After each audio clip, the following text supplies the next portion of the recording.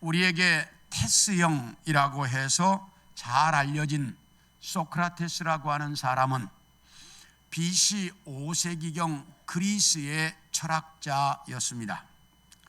그런데 그는 젊은 시절에 한 방에서 여러 명의 친구들과 같이 생활을 하고 있었습니다.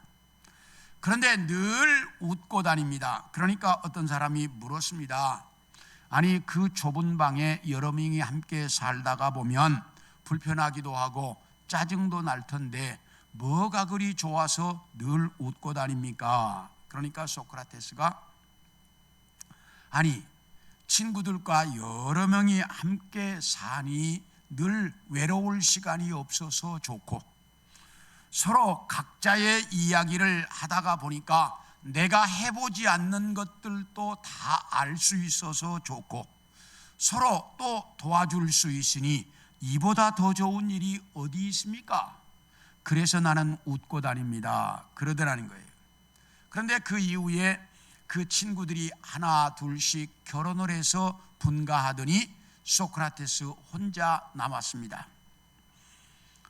그런데 웃고 다닙니다. 그러니까 이제 또 그 사람이 물었습니다. 아니, 지난번에는 여러 명이 함께 사니까 좋다고 웃고 다니더니 혼자 남았는데 뭐가 그리 좋아서 웃고 다닙니까? 예, 옛날에는 우리 여러 명의 친구가 있다 보니까 내가 보고 싶은 책을 보려고 해도 때를 기다려야 되는데 지금은 내가 보고 싶을 때마다 내 마음대로 책을 볼 수 있고 이 넓은 공간에서 내 마음대로 살아갈 수 있으니 이보다 더 좋은 일이 어디 있습니까? 그러면서 웃고 다니더라는 겁니다. 그러다가 소크라테스가 51살에 결혼을 했습니다. 몇 살이에요? 51살에 장가를 갔습니다. 장가를 가가지고 건물 아래층에서 이제 1층에서 살게 되었습니다.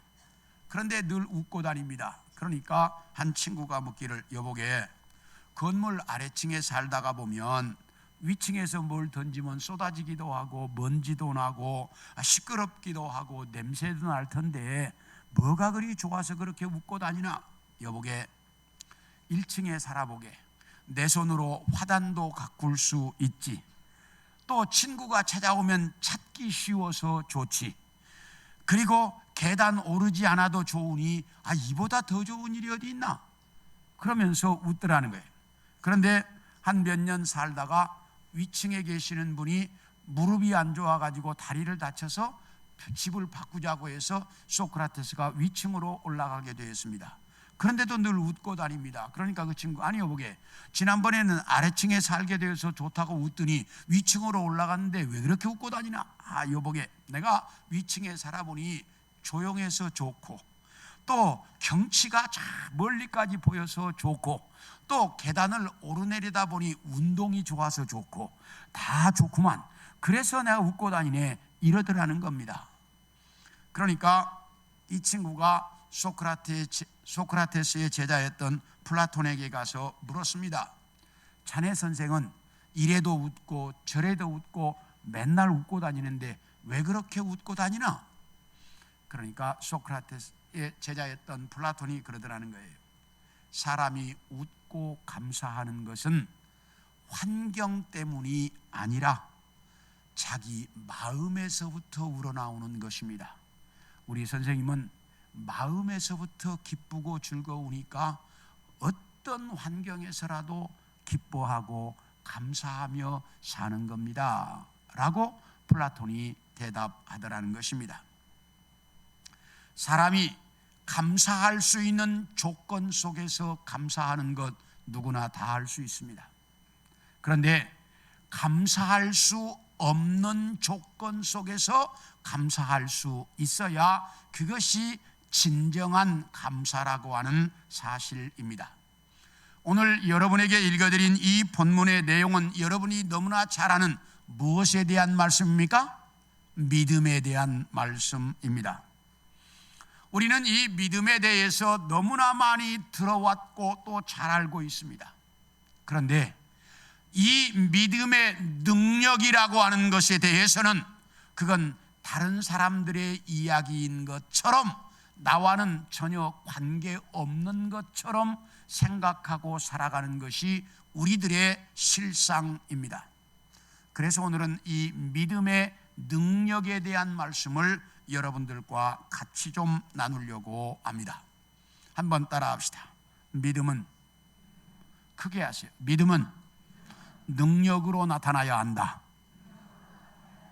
예, 우리 17절을 보겠습니다. 시작. 아브라함은 시험을 받을 때에 믿음으로 이삭을 드렸으니 그는 약속들을 받은 자로 돼 그 외아들을 드렸느니라. 여기 보면 우리가 너무 많이 들어왔던 이야기입니다. 아브라함이 몇 살에 낳은 아들이요?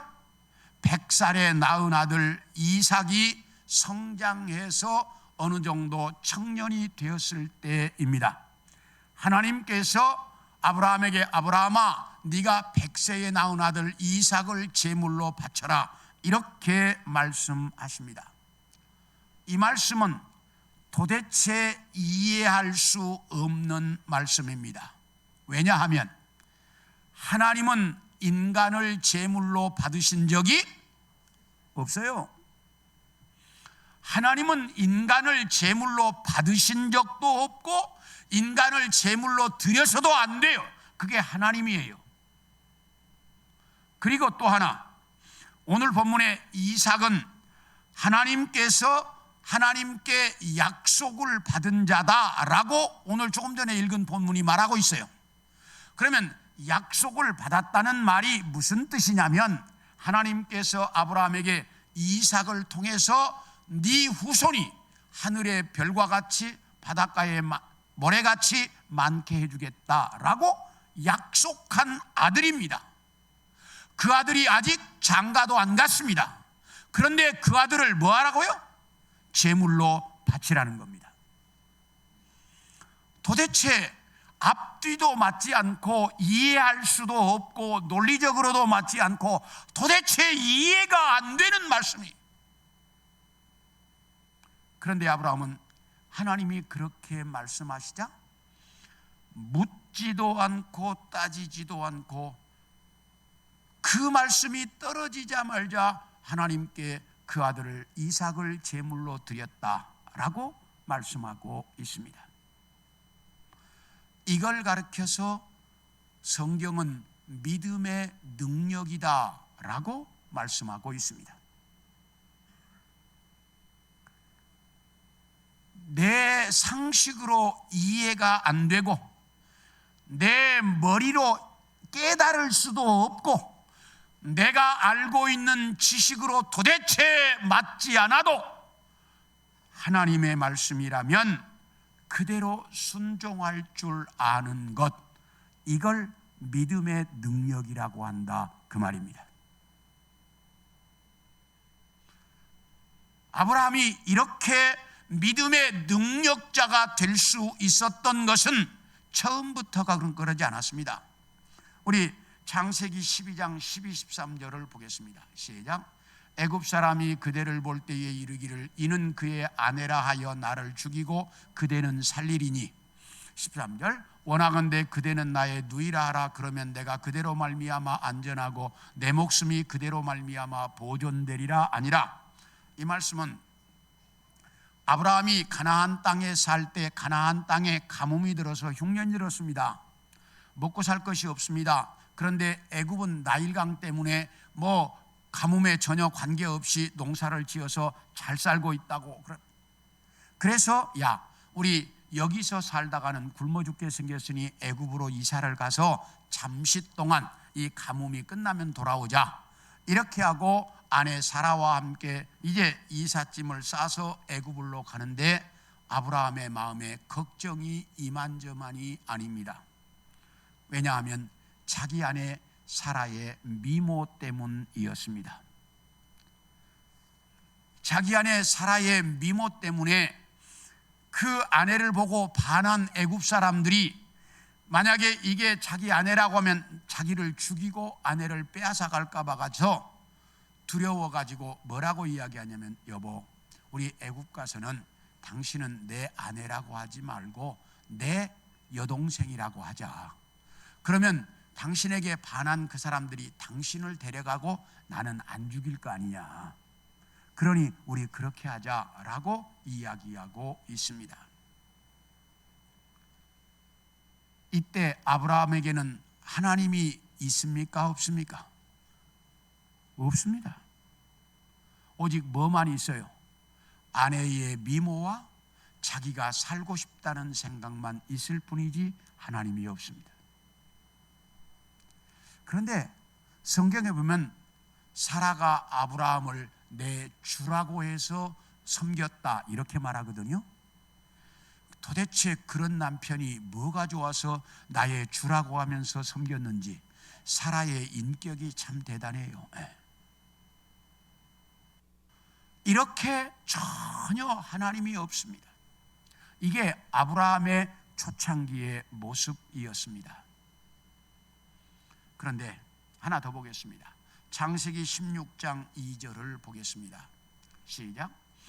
사레가 아브라함에게 이르되 여호와께서 내 출산을 허락하지 아니하셨으니 원하건대 내 여종에게 들어가라. 내가 혹 그로 말미암아 자녀를 얻을까 하노라 하며 아브라함이 사레의 말을 들으니라. 이 말씀은 아브라함이 가나안 땅에 들어온 지 10년이 지났습니다. 아브라함이 75살 때 가나안 땅에 들어왔으니까 10년이 지났으면 몇 살이에요? 85살입니다.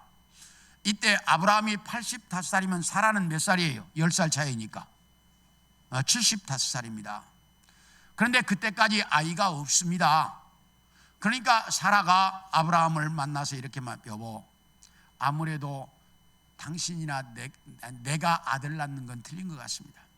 그러니 내 여종인 하가라고 내가 첩으로 줄 테니까 그 여자를 통해서 자식을 낳으십시오. 이렇게 이야기하고 있습니다. 하나님이 분명히 뭐라고 했는데, 아브라함과 사라 너희를 통해서 누구를 낳고 자식을 낳고 그 자식의 후손이 하늘의 별처럼 많게 해주겠다고 하나님이 몇 번을 약속했습니다. 그런데 아브라함과 사라의 마음속에 이런 믿음이 없어요. 그러니까 하가를 통해서 이스마엘을 낳았다라고 말합니다. 이때까지만 해도 아브라함의 믿음은 능력으로 나타나지 않았어요. 그런데 수많은 연단과 훈련과 시련을 통해서 아브라함의 믿음이 성장을 했는데 어디까지 성장을 했느냐?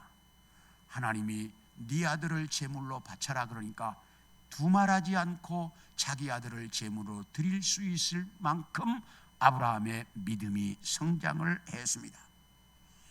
이렇게 아브라함은 믿음이 성장해서 그 믿음의 능력자가 되었다라고 말합니다.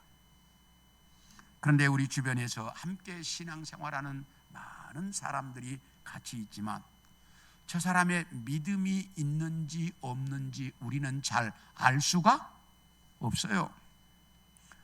그런데 알 수 있다라고 말합니다. 어떻게 알 수 있느냐?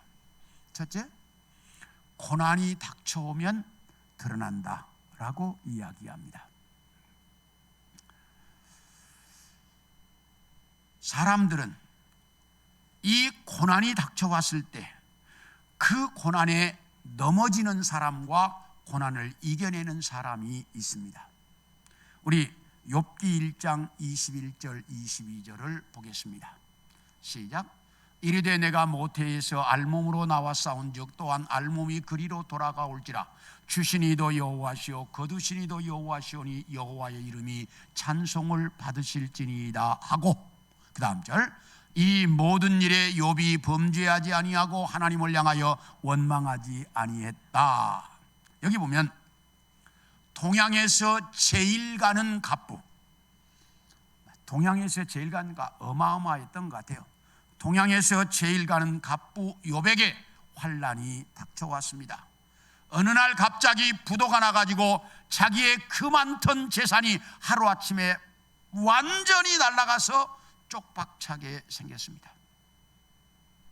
이렇게 재산이 없어진 건 그래도 이해할 수가 있는데, 자기의 눈에 넣어도 아플 것 같지 않던 7명의 아들과 3명의 딸들도 하루아침에 다 죽었습니다. 그 많은 재산과 그 사랑했던 아들과 딸이 하루아침에 다 없어지는, 그야말로 말로 형용할 수 없고 모든 소망이 끊어져 버리는 그 환난이 욥에게 닥쳐왔습니다. 이런 절망적 상황이 되자 욥이 어떻게 했느냐? 욥기 1장에 보니까 첫째, 하나님께 예배했다 이렇게 말합니다. 그 환난 속에서 뭘 했다고요? 하나님께 예배했다. 두 번째, 하나님께 기도하기를 주신 분도 하나님이고 가져가신 분도 하나님인데 내가 무슨 말을 하겠느냐? 그리고 그 하나님께 찬양을 드렸다라고 말하고 있어요. 제가 생각할 때는 아마 시작부터 마칠 때까지 눈물로 찬양을 했겠지만 재산도 자녀도 주신 분도 하나님이고 가져가신 분도 하나님인데 내가 뭔 말을 하겠느냐? 그리고 세 번째, 이 모든 일들 때문에 욥이 범죄하지 않았다.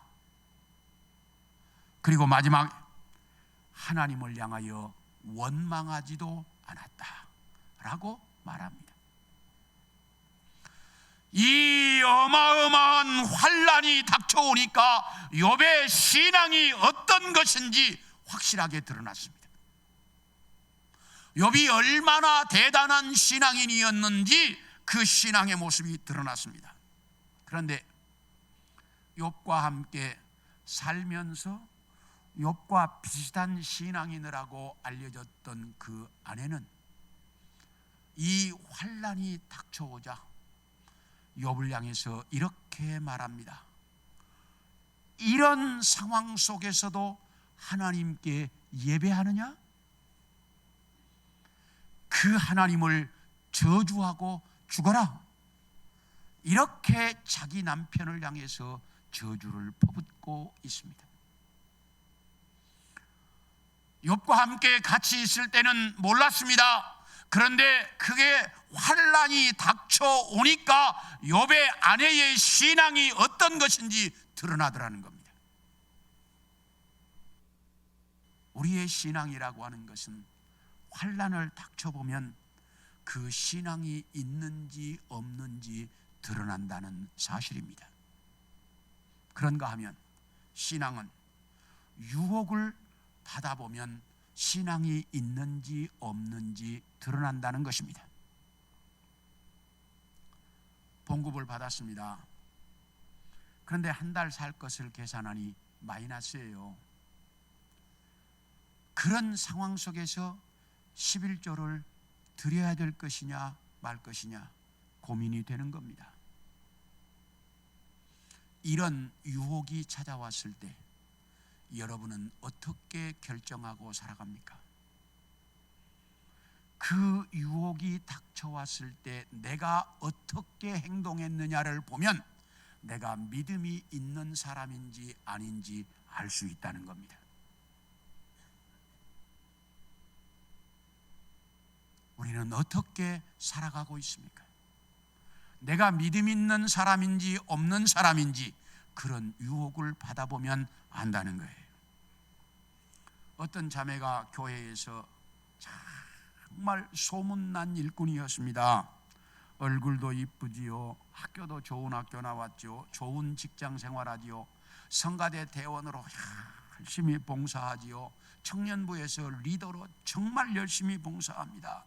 그러니까 모든 교인들이 이뻐하고 사랑하고 좋아했습니다.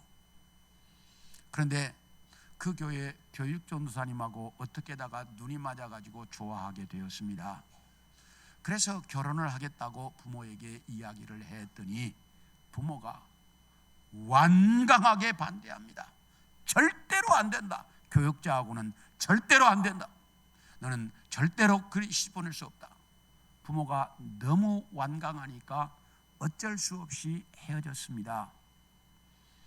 헤어지자 그 뒤로 교회에서 얼굴이 자주 안 보입니다. 그러더니 얼마 지나지 않아서 믿음을 떠나버렸더라는 것입니다. 신앙은 이런 유혹과 어려움이 닥쳐왔을 때 이것을 넘어설 수 있느냐 없느냐, 그것을 보면 믿음의 능력자냐 아니냐를 알 수 있다는 것입니다. 우리 마태복음 15장 27절을 보겠습니다. 시작. 여자가 가로되 주여 올소이다마는 개들도 제 주인의 상에서 떨어지는 부스러기를 먹나이다. 이게 무슨 말이냐면 예수님께서 두로와 시돈 지방에 가셨을 때 가나안 여자 하나가 예수님 앞으로 달려오더니 이야기를 합니다. 선생님, 우리 딸이 흉악한 귀신이 들려서 죽어가는데 제발 우리 딸 좀 살려주세요. 예수님 그 말씀을 들으셨는지 못 들으셨는지 아무 반응이 없습니다. 그러니까 이 여자가 더 소리를 지릅니다. 그러니까 제자들이 예수님께 선생님, 저 여자 때문에 시끄러워서 못 견디겠습니다. 제발 저 여자 좀 돌려보내주세요. 그러니까 예수님께서 나는 이스라엘 집에 잃어버린 양을 위해서 왔을 뿐이다. 그리고는 말이 없습니다. 그러니까 이 말을 들은 이 여자는 그 말에 예수님이 하시든지 말든지 상관없이 달려오더니 선생님 저 좀 도와주세요. 그러니까 예수님께서 한술 더 떠서 이렇게 말씀하십니다. 자녀들에게 주어야 할 떡을 개들에게 주는 것은 옳은 일이 아니다. 이 여자를 예수님 지금 무슨 취급하신 거예요? 개 취급하신 거예요. 그런데도 이 여자는 예수님 그 말씀이 옳습니다. 그러나 개들도 주인의 상에서 떨어지는 부스러기는 먹습니다. 그러니까 예수님께서 그 소리를 딱 들으시더니 여자여, 내 믿음이 크도다. 네 소원대로 되어라. 그래서 그 딸이 병을 고침받았다라고 성경은 말하고 있습니다. 우리는 내 인격이 모독을 받았어요. 이런 이야기를 자주 합니다. 우리 인격이 뭐 별겁니까? 우리는 하나님 앞에서 정말 주님의 말씀이라고 하면 이 여자처럼 내가 개 취급을 받아도, 아브라함처럼 논리나 앞뒤나 아무 것이 다 맞지 않고 이해가 안 되어도 주님의 말씀이라면 무조건 순종할 수 알 때 믿음이 능력자가 된다는 사실입니다. 원하기는 우리 성도들 모두가 이런 믿음의 능력자들이 되어질 수 있기를 축원합니다. 다음으로 믿음은 삶으로 나타나야 한다라고 이야기합니다. 우리 4절을 보겠습니다. 시작. 믿음으로 아벨은 가인보다 더 나은 제사를 하나님께 드림으로 의로운 자라 하시는 증거를 얻었으니 하나님이 그 예물에 대하여 증언하심이라. 그가 죽었으나 그 믿음으로서 지금도 말하느니라. 여기 보면 아벨은 가인보다 더 나은 제사를 드림으로써 하나님 앞에 의로운 자라고 인정을 받았다. 아벨은 죽었지만 믿음으로써 지금도 그 말을 하고 있다라고 오늘 본문이 말합니다. 이것에 대해서는 창세기 4장에 이렇게 나와 있습니다. 인류의 조상 아담의 아들인 가인과 아벨이 하나님 앞에 제사를 드렸습니다. 가인은 농사짓는 사람이었기 때문에 땅의 소산으로 하나님께 제사를 드렸고, 아벨은 양치는 사람이었기 때문에 양의 첫 새끼를 잡아서 하나님 앞에 제사를 드렸습니다. 그런데 하나님께서 아벨의 제사는 받으시고 가인의 제사는 받지 않으셨습니다. 그러니까 자기 제사를 받지 않았다고 가인이 막 분노합니다. 그러니까 하나님께서 가인에게, 가인아, 네가 왜 화를 내느냐? 네가 선을 행하며 살았다면 왜 낫을 들지 못하겠느냐라고 말씀하고 있습니다. 자, 그렇다면 왜 아벨의 제사는 받으시고 가인의 제사는 하나님이 받지 않으셨을까? 그 이유가 뭘까? 뭐라고 알고 있어요? 가인의 제사는 뭐 없는 제사? 피 없는 제사이고 아벨의 제사는 피 있는 제사에서 받으셨다, 이렇게 알고 있습니까? 전혀 아닙니다. 그런 착각 전혀 하지 마세요. 전혀 아닙니다. 그러면 왜 아벨의 제사는 받으시고 가인의 제사는 받지 않으셨을까?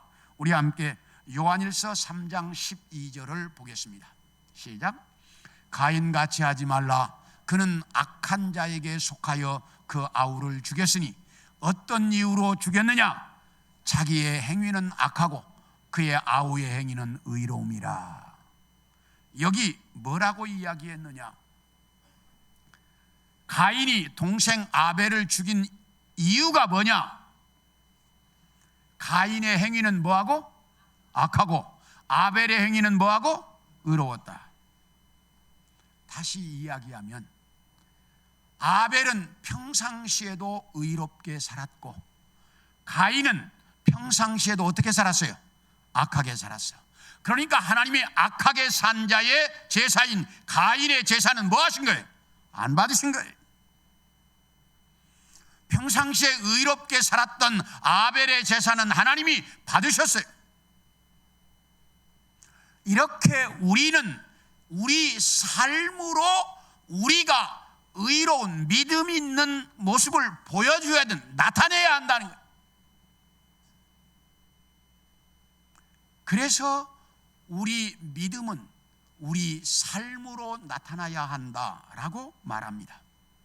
우리 야고보서 2장 17절을 보겠습니다. 시작. 이와 같이 행함이 없는 믿음은 그 자체가 죽은 것이라. 이 말씀을 그 앞에 보면 뭐라고 말하냐면 이렇게 말합니다. 어떤 형제가 추운 겨울날인데 입을 것이 없어가지고 막 벌벌 떨고 있습니다.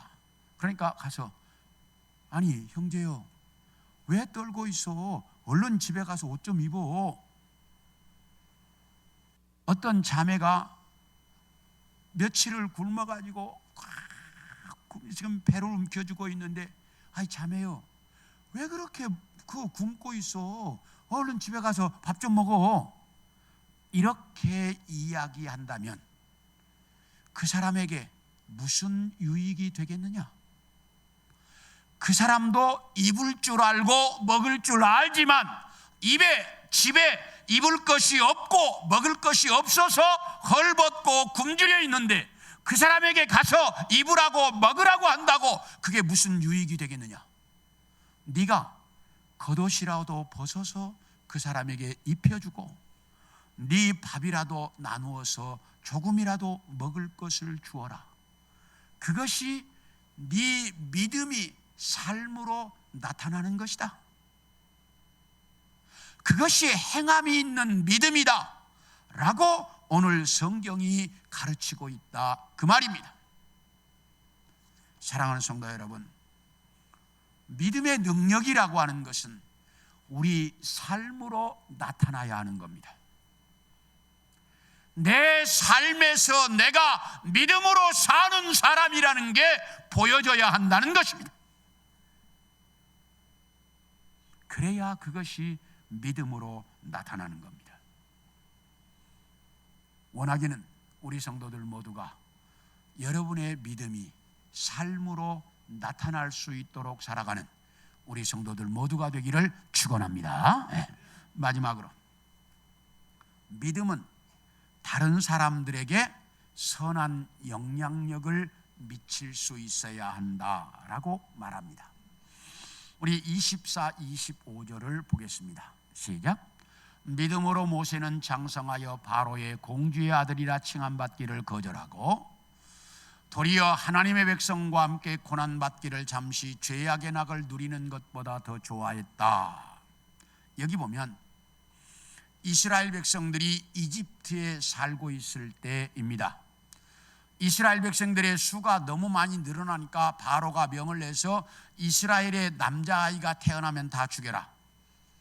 이래서 모세도 태어나서 어려서 태어나자마자 죽어야 될 형편인데 그 부모가 죽일 수가 없습니다. 그래서 그 아이를 갈대상자에 담아 나일강에 갖다 버렸습니다. 그런데 그때 마침 바로의 공주가 이제 나일강에 목욕하러 왔다가 그 아이를 보고 이뻐서 데려다가 자기 양아들로 길렀습니다. 그래서 모세는 바로의 공주의 아들로 왕족으로 왕궁에서 성장했습니다. 그런데 그 모세를 길러주는 그 공주 이름이 하셉수트라고 이번에 우리가 성지순례를 가서 보았습니다만 이집트에 아주 막강한 권력을 가지고 있었던 바로였습니다. 여자였는데도 그 하셉수트의 아들이었습니다. 그렇기 때문에 모세가 만약에 바로의 왕궁의 왕족으로 사는데 만족했다면 모세도 뭐가 되었을까요? 바로가 되었을 것입니다. 왜? 그 어머니가 너무 막강했으니까. 그런데 오늘 성경이 뭐라고 이야기하느냐? 모세는 애굽에서 잠시 죄악의 낙을 누리며 사는 것보다 하나님의 백성과 함께 고난받는 것을 더 좋아했다라고 말씀하고 있어요. 이렇게 하나님 중심으로 믿음으로 살았더니 10가지 재앙을 통해서 바로와 전 애굽 백성들에게 영향력을 미쳤고 시내산에서 하나님께 십계명과 율법을 받아 전 이스라엘 백성들에게 영향력을 미쳤고 지금부터 3,500년 전부터 지금까지 그 율법과 십계명으로 모든 인류에게 영향력을 미치며 살고 있습니다. 왜? 믿음으로 산 결과였습니다. 교회사 속에 나오는 이야기입니다. 중세시대의 한 수도사가 여행을 하다가 어떤 교회를 지나가는데 보니까 지붕 위에 마귀들이 쭉 누워서 잠을 자고 있습니다. 야, 저 교회는 믿음이 대단한가 보다. 어떻게 마귀들이 교회 안에 못 들어가고 지붕에서 잠을 자지? 그래서 그 교회로 와가지고 도대체 어떤 교회인가, 그리고 이렇게 문을 삐그시 열고 쳐다보니까 교인들도 다 자고 있습니다. 야, 교인들이 자는데 마귀도 지붕에서 잔다고? 왜 그럴까? 그리고 이상하게 생각하면서 길을 가다가 또 한 교회를 보게 되었는데 그 교회는 지붕에서 그냥 마귀들이 삼지창을 들고 지붕을 찍고 막 난리 법석을 치고 있습니다. 야, 저 교회는 맨날 싸우는 교회인가 보다. 이런 생각을 하고 가까이 가서 얼마나 싸우는가 보자. 그리고 교회당 문을 삐그시 열고 쳐다보니까 교인들이 예배를 드리는데 아멘 아멘 하면서 박수를 치고 찬양을 하고 말씀을 듣고 이렇게 예배를 드리는 거예요. 그때 이 수도사가 깨달았다는 겁니다. 뭘 깨달았느냐? 마귀도 잠자는 사람들은 그냥 잘 자라고 가만둔다는 거예요. 절대 안 건드린다는 거예요. 열심히 믿음 생활하는 사람들을 어떻게라도 건드려서 믿음 생활 못하게 하려고 한다는 거예요. 수도사가 그걸 깨달았다는 거예요. 여러분, 우리가 정말 믿음으로 바르게 살아서 다른 사람들에게 영향력을 미치려고 할 때마다 사탄은 우리를 유혹합니다. 사탄은 우리를 자꾸 환난을 줍니다. 못하게 하려고. 그러나 그걸 넘어설 수 있어야 돼. 그래야 다른 사람들에게 선한 영향력을 미칠 수 있는 믿음의 능력자들이 된다는 사실입니다. 사랑하는 성도 여러분, 우리는 믿음을 말로만 하는 그런 사람이 되어서는 안 됩니다. 믿음의 능력자가 되어야 합니다. 믿음의 능력자가 되어야 다른 사람들에게 영향력을 미칠 수 있다는 거예요.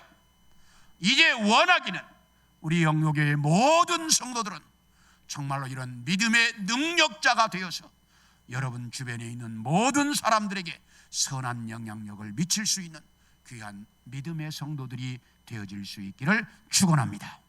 축원합니다.